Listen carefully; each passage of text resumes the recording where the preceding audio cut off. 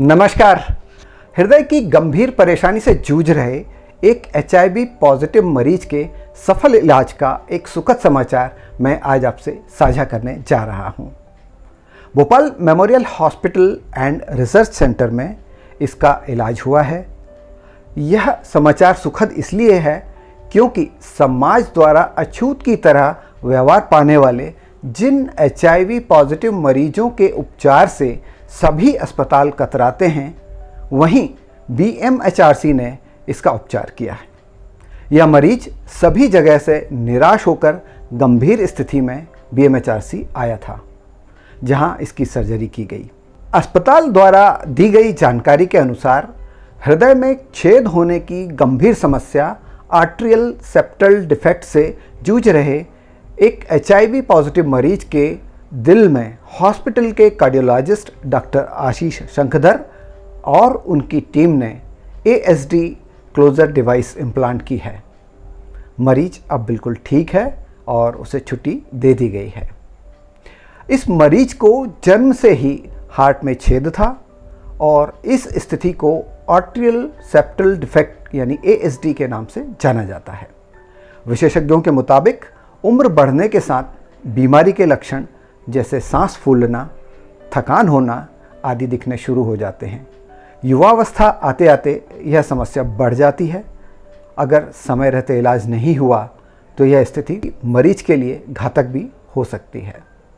इस बीमारी के संबंध में हमने डॉक्टर आशीष शंखधर से बात की और जानने की कोशिश की कि आर्ट्रियल सेप्टल डिफेक्ट आखिर क्या होता है तथा HIV पेशेंट के इलाज, खासकर सर्जरी को लेकर किस तरह के दिशा निर्देशों का पालन करना होता है। और साथ ही हमने उनसे यह भी जाना कि आम पेशेंट की तुलना में एक HIV पेशेंट की सर्जरी में किस तरह की चुनौतियां रहती हैं। तो आइए सुनते हैं इस बारे में क्या कहते हैं डॉक्टर आशीष शंखधर। सर, आपका बहुत बहुत स्वागत है। हाँ, नमस्कार रविंद्र जी। सबसे पहले तो आपका जो क्वेश्चन है कि व्हाट इज़ ESD, तो ESD दिल में एक तरीके का छेद होता है। तो हार्ट में जो चैम्बर्स होते हैं, हार्ट में 4 चैम्बर होते हैं और दोनों चैम्बर दो दाहिनी तरफ, दो बाईं तरफ चैम्बर रहते हैं। तो जो ऊपर वाला पार्ट है, जो ऊपर वाला हार्ट का पार्ट है, उसमें 2 एट्रियम होते हैं, 2 आलिंद जिनको हिंदी में बोलते हैं, और 2 निलय होते हैं। तो उन दोनों के बीच जो है अगर कनेक्शन बचा रह जाता है तो वो कनेक्शन कहलाता है एट्रियल सेप्टल डिफेक्ट। नीचे अगर रह जाता है तो 2 वेंट्रिकल के बीच की जो दीवार है उनके बीच अगर रह जाता है तो उसको बोलते हैं वेंट्रिकुलर सेप्टल डिफेक्ट। ये 2 जो वेसल्स हैं, 2 जो ग्रेट वेसल्स हैं, उनके बीच अगर रह जाता है तो उसको बोलते हैं PDA। तो ये जो पेशेंट था हमारा, ये ASD का पेशेंट था।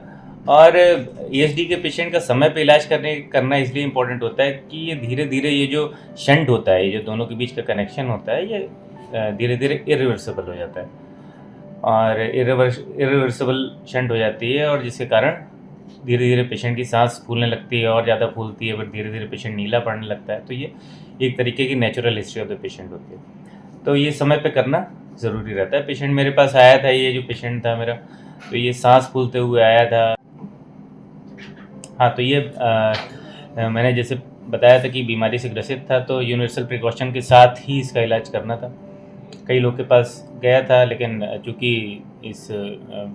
चूँकि इलाज करने के दौरान बहुत सारी चीज़ों का ध्यान रखना होता है, बहुत सारी जो प्रिवेंटिव मेजर्स होते हैं वो लेने होते हैं, और स्टाफ भी रिस्क पे होता है, डॉक्टर भी रिस्क पे होता है, जितने भी लोग कर रहे हैं वो रिस्क पे रहते हैं। तो जब पेशेंट आया तो पूरे स्टाफ से डिस्कशन के साथ हमारी पूरी टीम ने बहुत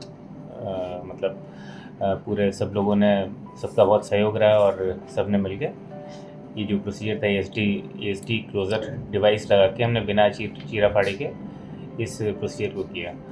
तो दूसरा जैसे क्वेश्चन है वो है कि क्या प्रिवेंटिव मेथड्स हम लोग यूज़ करते हैं। तो जो PPE किट्स की तरह, जो उससे थोड़ी बेटर क्वालिटी की PPE किट्स हम लोग यूज़ करते हैं। चश्मा बेटर होता है, दूसरा पूरा सर से लेकर पाँव तक डॉक्टर और पूरा जो स्टाफ है वो कवर्ड रहता है, ताकि कोई भी, चूँकि जो इसका ट्रांसमिशन होता है बेसिकली म्यूकस मेम्ब्रेन के थ्रू होता है, मतलब कि कहीं भी किसी भी सतह पे, जैसे कि आँख में, नाक के अंदर, ये या मुंह के अंदर इस तरीके का ब्लड वगैरह डायरेक्ट कांटेक्ट नहीं होना चाहिए, या फिर किसी भी जगह पे जहाँ पे चीरा वगैरह लगा हुआ है वहाँ पे ब्लड नहीं जाना चाहिए। तो पूरे तरीके से डॉक्टर्स और स्टाफ पूरी तरीके से कवर्ड रहता है और पूरी सावधानी के साथ इसका जो भी प्रोसीजर है वो किया जाता है। ये चैलेंजेस आते हैं सबसे पहले तो सोशल चैलेंजेस जो होते हैं, क्योंकि पूरे स्टाफ को तैयार करना, और अगर सर्जरी हम लोग करते हैं, जो हम लोग तो सर्जरी नहीं, हम लोग तो कार्डियोलॉजिस्ट हैं, हम लोग तो बिना चीरा फाड़ी के ही ऑपरेशन करते हैं। अगर कभी कभी ये डिवाइस डिसलॉज होने का खतरा रहता है, जैसे कि इस पेशेंट में डिसलॉज होने का खतरा रहता है, अगर ये अपनी जगह से गया तो ये पूरा फिर हार्ट में जो भी ब्लड फिलिंग हो रही है वो पूरा ब्लड फिलिंग रुक जाएगी, पेशेंट तुरंत at the verge of death में पहुंच जाता है कभी कभी।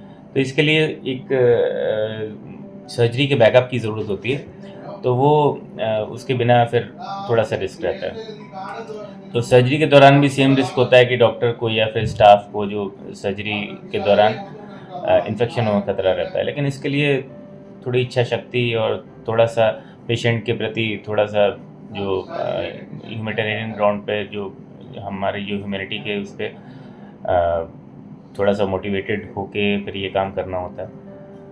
तो चीज़ें आसान नहीं होती हैं, लेकिन फिर भी हमें करना रहता है, तो हमने किया और सक्सेसफुल हुआ, अच्छा प्रोसीजर हुआ। बीएमएचआरसी भोपाल की प्रभारी निदेशक डॉक्टर मनीषा श्रीवास्तव ने अपनी प्रतिक्रिया में कहा, रक्ताधान चिकित्सा सेवाओं की विशेषज्ञ होने के नाते मैं HIV पॉजिटिव मरीजों की व्यथा अच्छी तरह समझती हूँ। उनको भी सामान्य मरीजों की तरह इलाज प्राप्त करने का पूरा हक है। बीएमएचआरसी के कार्डियोलॉजी विभाग के डॉक्टर और स्टाफ ने पूरे समाज के लिए एक मिसाल कायम की है।